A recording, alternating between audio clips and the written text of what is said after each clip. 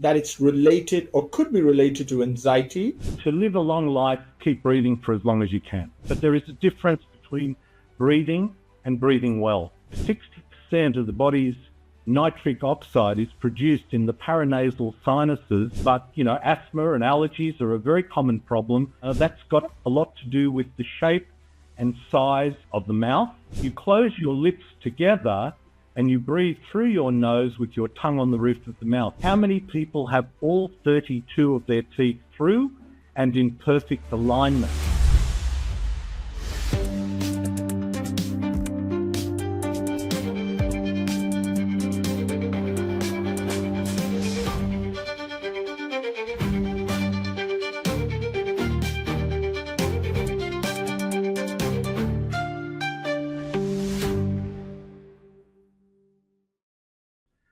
And there are so many reasons why that occurs, and we can certainly talk about those, but it is the most important part of the day. Thank you for explaining that, Ron. So, sleep being non negotiable, and you mentioned your second pillar as being breathing, or Good. the breath that you take. You mentioned you just briefly mentioned about why is it important to nose breathe. Yeah. And why do you think it's important? You put some emphasis on this, that it's related or could be related to anxiety. It also could be related to focus and has a connection with emotional stability as well.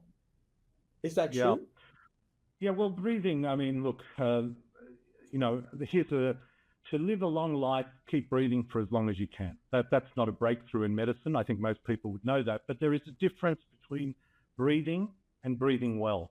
And the way I define breathing well is to breathe through your nose. And your nose has evolved to warm, humidify, and filter the air before you take it into the lungs. So nasal breathing is important for that. Also, 60% of the body's nitric oxide is produced in the paranasal sinuses only when you breathe through your nose. However, you need to have the enzymes, and this is where oral health becomes very important.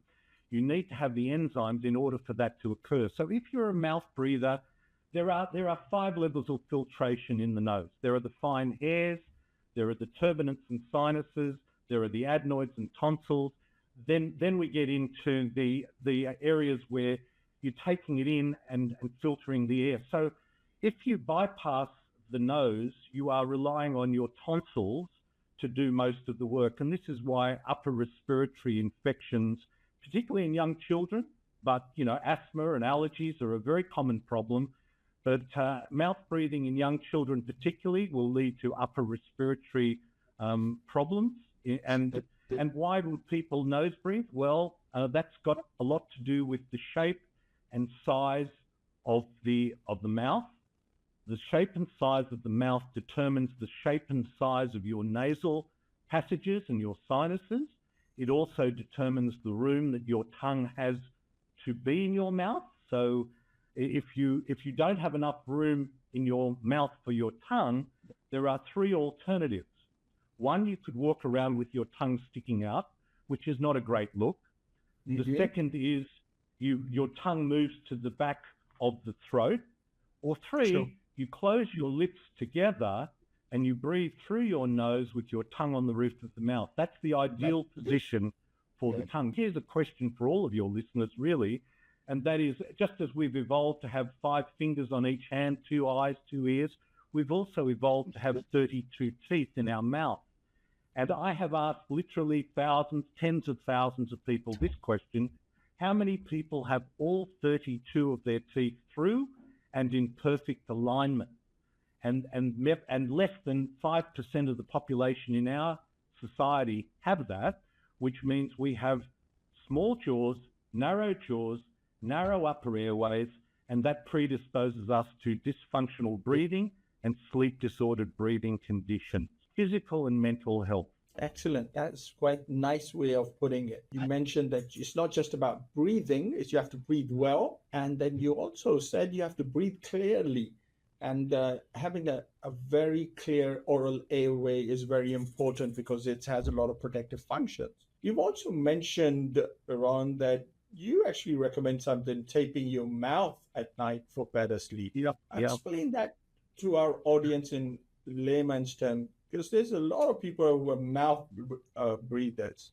Well, this came to me through over 20 years ago when I did a Russian breathing technique called Buteyko. And that was because in my 40s, I was snoring and my wife was suggesting that perhaps I needed to move into another room. And I was then started to take my sleep very seriously because I thought I was too young to move into another room. So Buteyko is a technique, a Russian breathing technique. And in that program, they use tape on the mouth to encourage people to practice breathing through your nose. So I ask my patients to do this, and in fact, I do this in the chair. Diagnostically, I would give patients a little micropore tape. It's a thin paper tape, and place it over the mouth, usually horizontally, but you can do it vertically. And I ask people to breathe slowly and calmly through their nose. And one of three things happen. And this is diagnostic, okay? This is before we ask people to do it at night. It's diagnostic. One of three things will happen. Alternative number one is patient has the tape on and is breathing perfectly comfortably through the nose. Sure. That's great. They can use it at night. The second person thinks, no, my nose is blocked. I don't think I'll be able to do this. So they put the tape on, breathe calmly, and as that nitric oxide kicks in, as the end-tidal CO2 level, carbon dioxide level in the lung normalizes, that acts as a bronchodilator, and miraculously, what appeared to be a blocked nose unblocks. And that often surprises patients. And they can use the tape at night. The third group puts the tape on and literally struggles to breathe. Sure. And that group should not be using tape at night.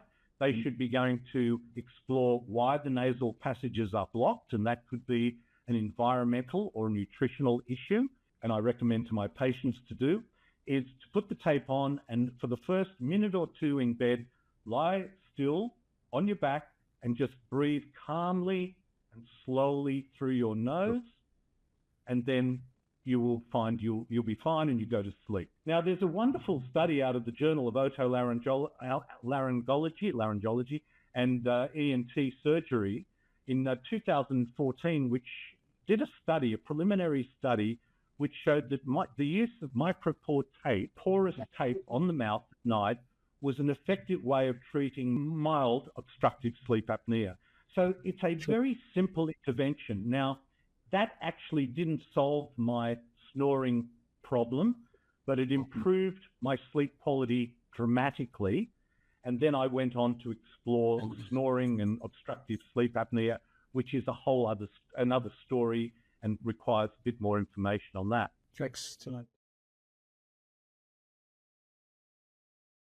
What a remarkable journey we've just experienced together.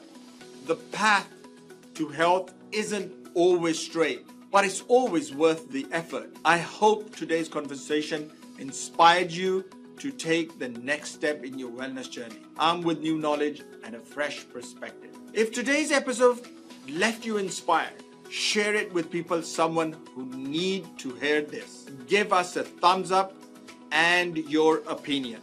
Keep exploring, keep evolving, and we'll see you in the next episode of Klinics.